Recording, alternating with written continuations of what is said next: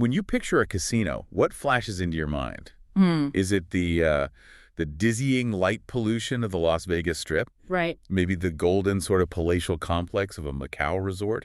Or perhaps the hushed elegance of a European gaming room? We see the spectacle, don't we? But what we often fail to see is the industrial architecture that's really underlying that spectacle. What do you mean by that? Well, a modern casino is rarely just a place to gamble. I mean, it's an integrated leisure complex. Right, it's got the hotels, the restaurants. Exactly. Hotels, resorts, restaurants, luxury shopping, massive live entertainment venues. It's a carefully curated environment designed for one specific purpose. To capture your attention. Your attention and your capital. Exactly. And today, we're going far beyond those flashing lights and neon signs. We're doing a deep dive into the very core of this global industry. We're peeling back the layers. We are.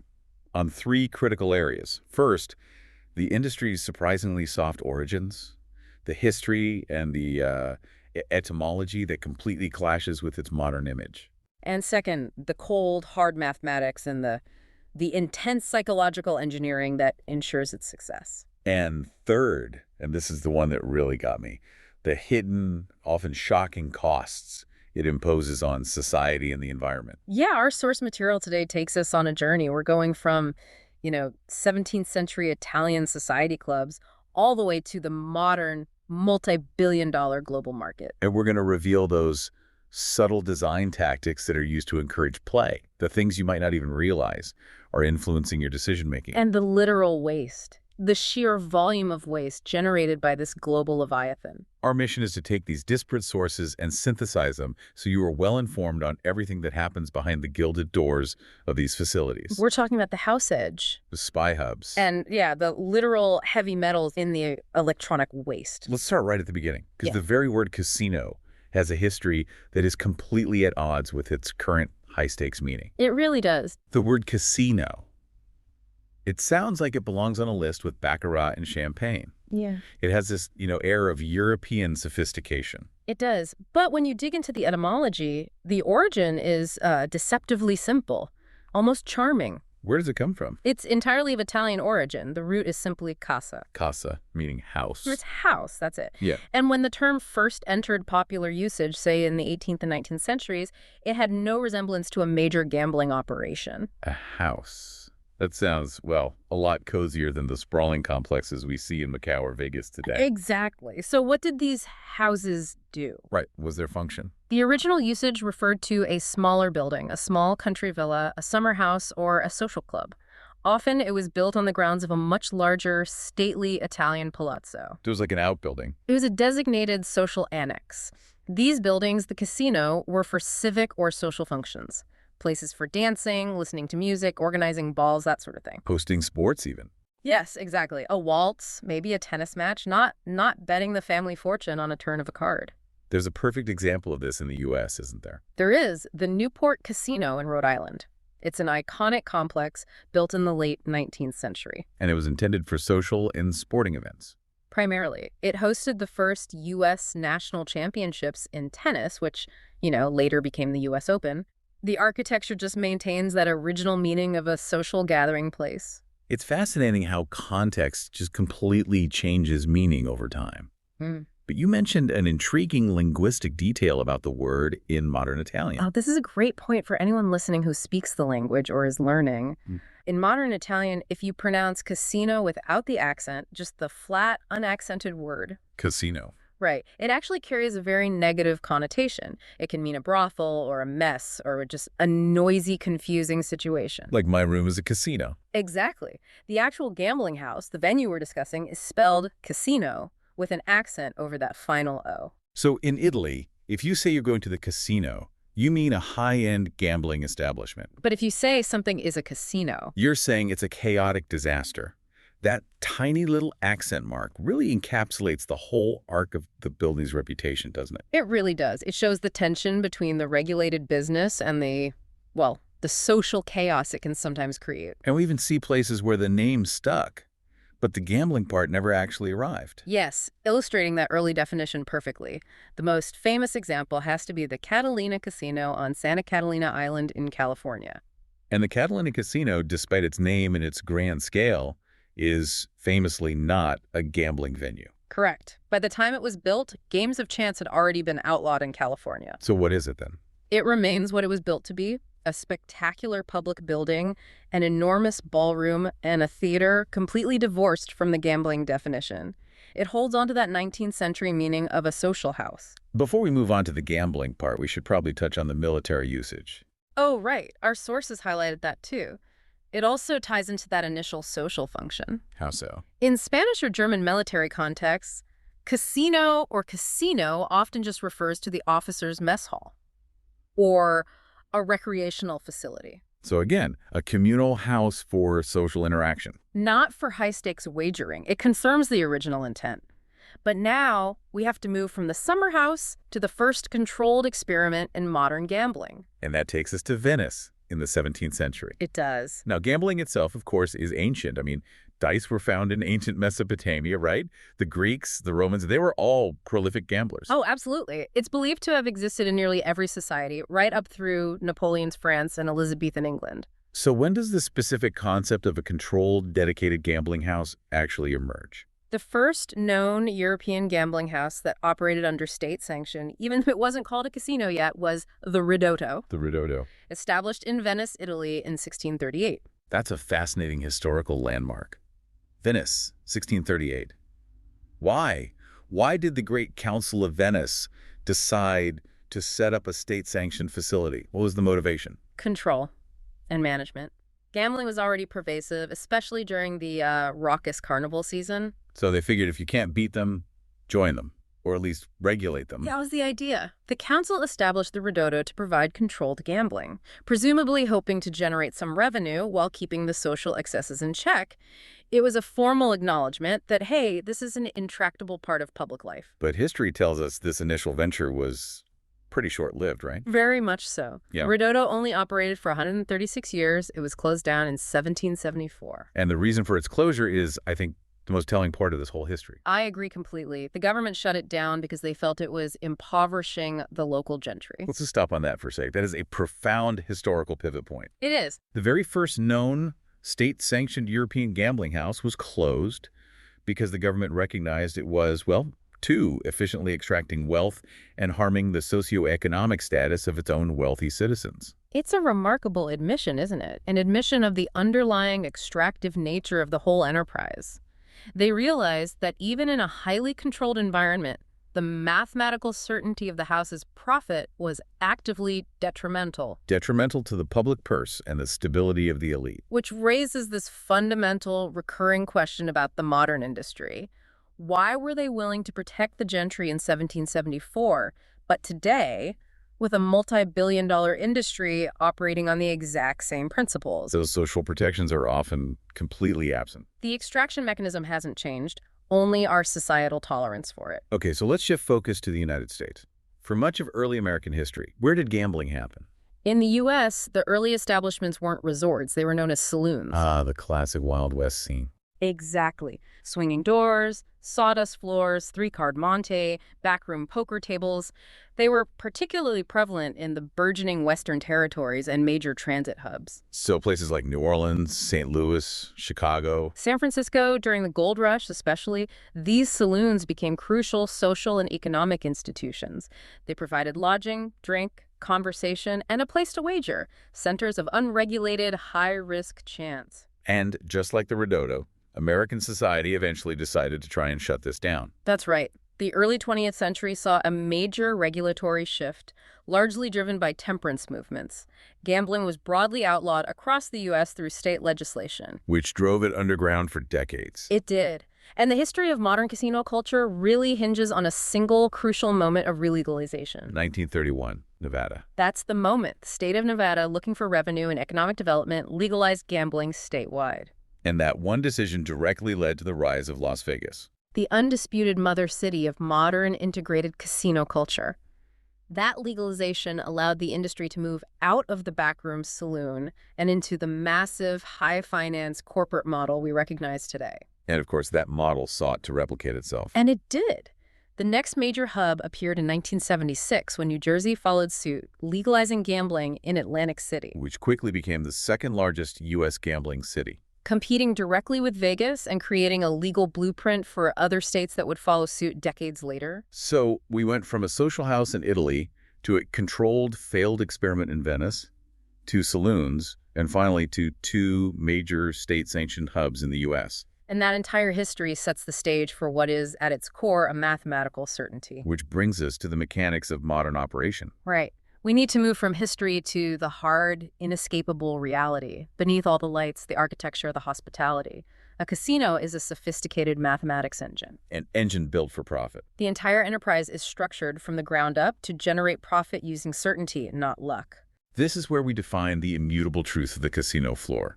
Whether you're playing craps, baccarat, roulette, or blackjack. While some games do allow for a minimal element of skill, like basic strategy in blackjack, the vast majority just rely on chance. And that certainty is embodied by one key concept. the house edge. The house edge. That's the core concept. The house edge is a mathematically predetermined advantage that guarantees the casino will make a profit over time. The expected value of any wager, from your perspective as a player, is uniformly negative. You are statistically expected to lose money. Or rather, the casino is statistically expected to keep a small percentage of every single dollar you wager. It's not cheating or manipulation, it's baked right into the rules of the game itself. Let's use a concrete example to make this really clear for everyone listening. Okay, a classic, easy-to-understand example is American roulette. Right. The big wheel. The wheel has 38 pockets. You have numbers 1 through 36, plus a single zero and a double zero. 0, 0. Right. Now, if you bet on a single number, the payoff is 35 to 1.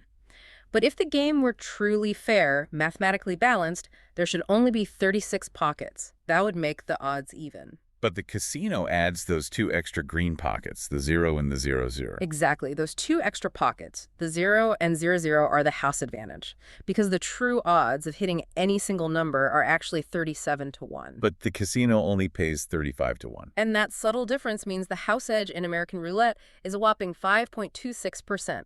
For every $100 you wager, the casino expects to keep $5.26 over the long run, no matter how lucky you are in the short term. And in European roulette, which usually only has the single 0. Right, 37 total pockets. The house edge there is closer to 2.7%. So the difference between one green pocket and two more than doubles the house's mathematical certainty. That's how precise this is. That precision ensures solvency. We should probably clarify the other essential terms, too. Like payout. Right.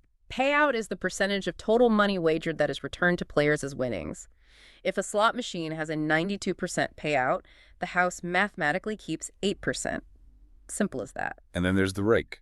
The rake is what the house takes in player versus player games like high-stakes poker. So the casino isn't even playing in that case. Correct. The house doesn't need an edge. It simply takes a small commission, the rake, from every single pot. It's just a transaction fee for providing the secure, comfortable, controlled venue. Now the comps, the complimentary items, the free rooms, the meals, the show tickets. Those are just incentives. They're a purely data-driven marketing strategy, meticulously tracked through loyalty programs.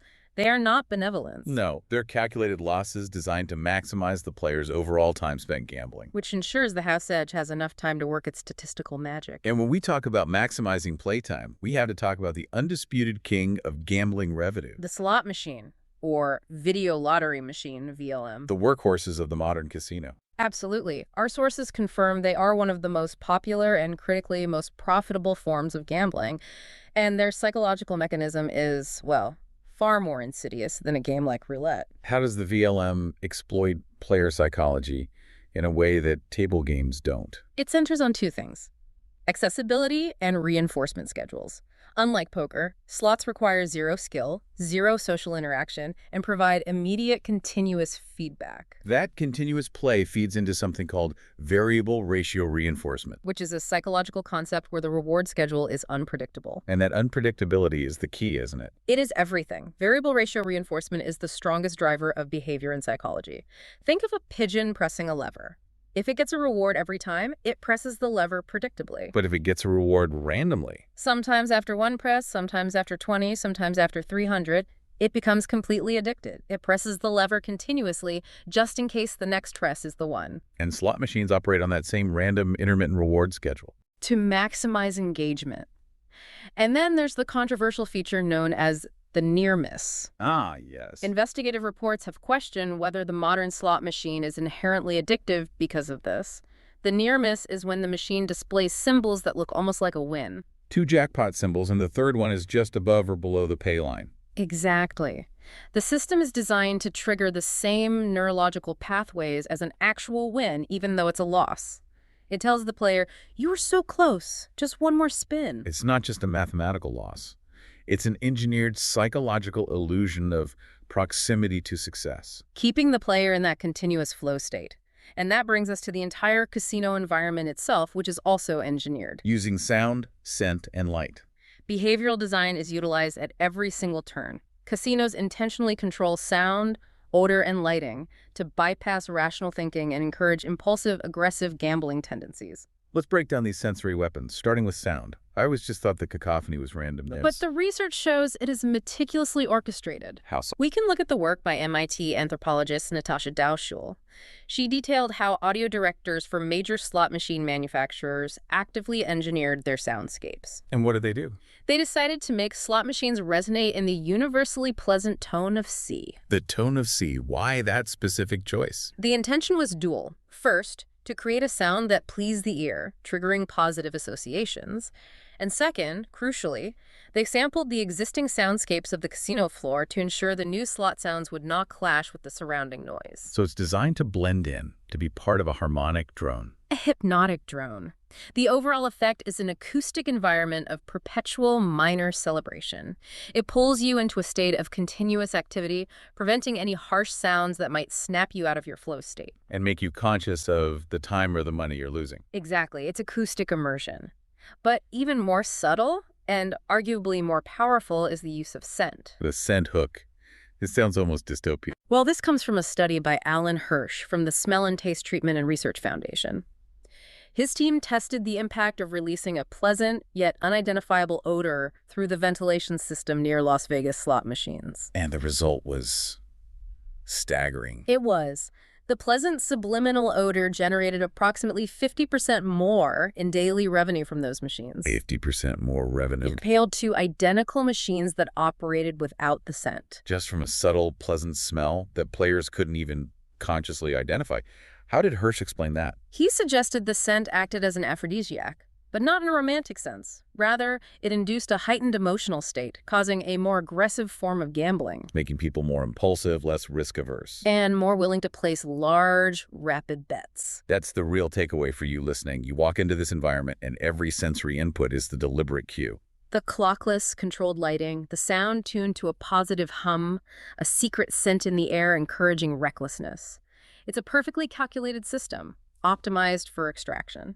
And that efficiency is why the industry has reached the gargantuan global scale we see today. That calculated design is what separates the modern resort from the 17th century ridotto. The house may still have an edge, but the means of exploiting it are now scientifically perfected. And when we talk about that global scale, the sheer size of the operation is hard to comprehend. We're talking tens of billions of dollars annually. And the geographic heart of the industry has decisively shifted. Away from its spiritual home in the U.S. The shift is monumental. While Las Vegas remains the cultural touchstone, Macau, the special administrative region of China, has firmly surpassed Las Vegas. It is the largest gambling market in the world by total revenue. That dominance just underlines the massive volume of high-roller gambling coming from Asia. I mean, to give some context on the corporate scale, our sources cite data from a decade ago showing just the top global operators generating nearly $55 billion combined. And leading that charge, even back in 2011, was SJM Holdings Ltd., based primarily in Macau, generating $9.7 billion. Followed by Las Vegas Sands and Caesars Entertainment. But SJM's lead just shows how critical that Asian market is. So let's focus on the geographic concentration of that money, starting with the American landscape. The United States is unique because it holds the largest number of physical casinos globally, over 1,000. And some form of gambling is now legalized in 40 different states. This widespread adoption is driven by interstate competition. States legalize it not just for revenue, but because they fear losing tax dollars to neighboring states that already have casinos. It's a race to capture local leisure dollars. But despite that spread, the revenue is still heavily concentrated in the traditional hubs. Oh, absolutely. The Las Vegas Strip is still the most powerful market in the U.S. In 2022, the Strip alone brought in $7.05 billion. Followed by Atlantic City and the Chicago region. Right. But beyond those commercial hubs, we've also seen the significant rise of Native American gaming. That's a crucial driver. It is. Native American gaming, under the Indian Gaming Regulatory Act, has become a massive economic force, providing casinos and resorts outside of legacy locations like Nevada and New Jersey. So Vegas is the historical heart, but Macau is the financial engine. What specifically allows Macau to keep that dominance? Macau benefits from its unique political status and its proximity to mainland China and Hong Kong. It became the favored destination for high-net-worth individuals from the region. And it also houses just monumental sites. Like the Venetian Macau, which our sources confirm is currently the largest casino in the world. When we look at rising markets, Singapore often comes up. What makes their model distinctive? Singapore is fascinating because it opted for a highly restricted market. There are currently only 2 casinos, both foreign-owned, but the country focused on drawing maximum impact through architectural spectacle. With Marina Bay Sands. That's the one. It's legendary for its boat-shaped sky park. And the cost of that single venue is just staggering. It is. At $6.8 billion, Marina Bay Sands is the second most expensive standalone casino property ever built. That investment immediately positions Singapore as a high roller destination. Let's pull back and touch on some of the signature European sites that shaped the glamorous perception of the casino long before Vegas. Monte Carlo is the obvious starting point. Monte Carlo, operating since 1865, is the embodiment of old-world, sophisticated gambling. Its architecture and history make it a visual shorthand for high-stakes intrigue. Which is why it's inseparable from the James Bond universe. Absolutely. It was the setting for scenes in GoldenEye and Never Say Never Again. But its fame goes beyond that. It inspired the 1891 music hall song The Man Who Broke the Bank at Monte Carlo, celebrating the English trickster Charles Wells, who famously managed to break the bank repeatedly on his trips. Breaking the bank. That is the fantasy, isn't it? Beating the odds. It is. But shifting to a completely unique European example, the Casino di Campione in Italy. Its origin is completely unlike anything else we've discussed. It truly is. The Casino di Campione is not in mainland Italy, but in a small Italian enclave called Campione d'Italia, located entirely within Switzerland. And its founding in 1917 during World War I was for military intelligence. A spy hub disguised as a gambling house. That is cinematic. It really is. It was founded specifically as a site to discreetly gather information from foreign diplomats passing through neutral Swiss territory. The gambling was a cover and a magnet. And its economic function today is still highly unusual. It's the sole economic driver for the enclave. Its income is sufficient to operate the entire territory of Campione Italia without imposing any local taxes. Wait, really? No local taxes? None. The casino literally pays the bills for the entire municipality. Wow. So in that one small slice of Italy, the house edge is so reliable that the profit replaces the entire municipal tax base. It's an extreme example of the economic power of the model. One final famous spot then, Casino Estoril in Portugal. The largest in Europe by capacity, and its fame is entirely tied to international conflict. This one ties back to James Bond too, correct? It does, but in a deeper, more fundamental way. During World War II, neutral Portugal became a haven for spies, dispossessed royals, wealthy adventurers. And Casino Estoril was their primary gathering point. It was. And that wartime atmosphere, the high-stakes games played out against a backdrop of global conflict, served as the direct inspiration for Ian Fleming's very first novel, Casino Royale. the book itself. So the casino has always been intertwined with high-stakes human drama. But now we have to transition to the reality that supersedes that drama. Yeah. The massive unseen costs. The costs that are accumulated long after the doors close for the night. We've established that the casino is a hyper-efficient system of extraction. And protecting that system requires an equally hyper-efficient security apparatus. Security is a multi-layered, multi-million-dollar operation. It's split into 2 domains. The uniformed physical security force on the floor. And the specialized surveillance department, the mythical eye in the sky. Right. That department operates the entire closed-circuit television system, monitoring every table, every transaction, every facial expression. How long has this intense digital surveillance been the standard? It's surprisingly modern. The first big step toward total digital coverage was in 1989 with the opening of the Mirage in Las Vegas. The Maror. It was the first casino to use cameras full-time on all table games, and that set the industry standard. And alongside the CCTV, there are still physical relics of older security methods. Yes. Some casinos still have the catwalks tunnels high above the floor, where personnel can look directly down onto the tables through one-way glass. And the mandatory rules of conduct, like requiring players to keep their cards visible.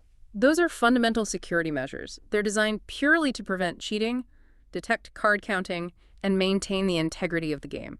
Because if the house edge is compromised, the entire business model collapses. Security is simply protecting the mathematics. Okay, let's pivot to a topic the glamour completely obscures.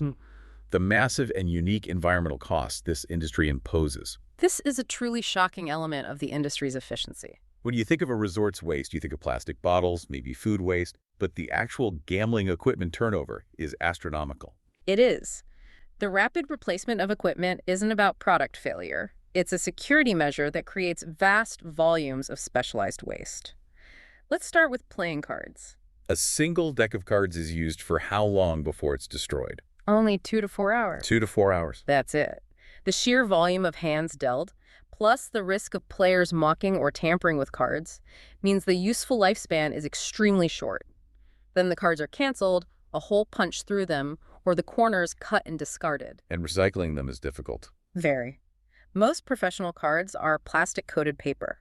That mixture of materials and chemical coatings makes them very difficult and uneconomical to recycle compared to standard paper. And the dice are replaced even more frequently. Yes, dice are replaced approximately every 8 hours. They have to be perfectly balanced and unmarked. And on a global scale, that adds up. Staggeringly. Our sources note that globally, casinos contribute 70% of the over 500,000 dice cups that are discarded annually. Just a huge volume of high-quality plastic and acrylic being manufactured and discarded daily for security.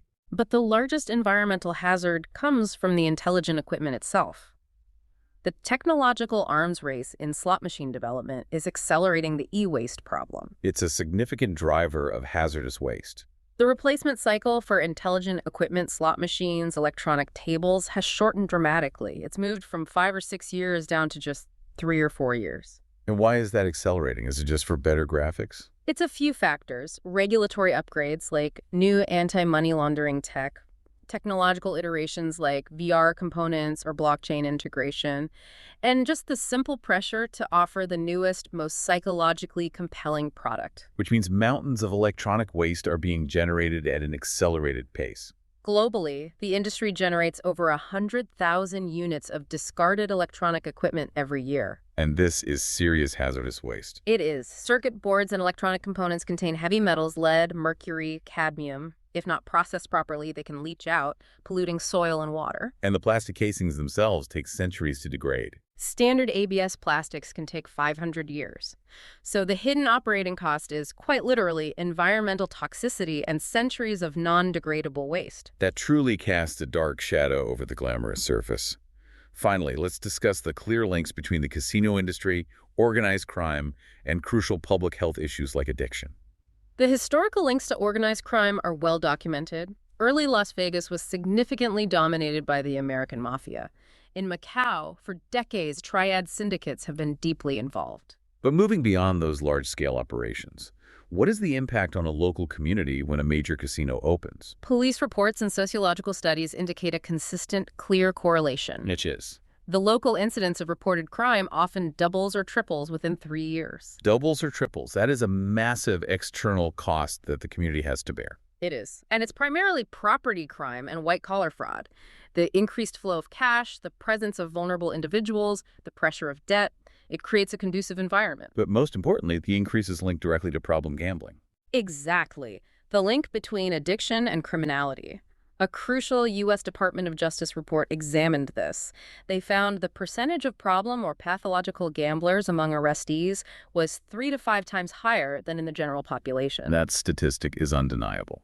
The addiction fuels a desperate need for funds, which often leads to criminal behavior. And we also have to consider the occupational health risks for the people who work inside these environments. The dealers, the pit bosses, security, What risks do they face? Specific and significant ones. Firstly, despite regulations, many venues still permit smoking, leading to a greater risk for cancers from secondhand smoke exposure. And secondly, Musculoskeletal injuries, dealing cards, racking chips, standing for hours. These are highly repetitive motions, often resulting in repetitive strain injuries affecting the wrists, hands, and back. so the hidden costs just keep piling up. Local crime, hazardous waste, and the physical toll on the workers. It really redefines the cost of admission for society at large. If we synthesize our takeaways from this deep dive, the core irony of the modern casino is just unavoidable. We started with the words soft origin casa, a small house for civility. And we ended with a sophisticated, psychologically controlled, and environmentally devastating global industry. We've tracked its evolution from the Ridotto, which was shut down because the government feared it was impoverishing the local gentry. And now we operate in a multi-billion-dollar economy where every single factor, the math, the sea tone in the soundscape, the scent in the air, the waste of plastic cards, is ruthlessly optimized for profit and extraction. The efficiency is breathtaking, but that profit is inseparable from the scale of its external costs. The e-waste with heavy metals, the acceleration of local crime, the occupational hazards. So what does this all mean for the fundamental nature of the enterprise? Let's leave you with a final, provocative thought drawn from one of the most unique business models we encountered. Consider the unique case of Casino Helsinki in Finland. It operates under a completely different directive. What's that? It is notable because it donates all of its profits to charity. All of them. So this raises a crucial question for you, the listener, about the essence of the casino itself. If the psychological mechanisms and the mathematical house edge remain exactly the same, the machines are still tuned to see, the expected value for the player is still negative, the risk of addiction still exists. But the destination of the profit is completely changed, from corporate balance sheets to public good. Is the true impact and sociological harm of a casino defined more by who profits from it? Or is the inherent risk built into the very design and mathematics of the operation enough to define it as a fundamentally problematic institution, regardless of where the money ends up? What happens when profit is entirely removed from the equation? Is it still a socially problematic institution, or does the charitable outcome redeem the inherent risks? Something to mull over. Thank you for joining us on this deep dive beyond the neon. I'll catch you next time.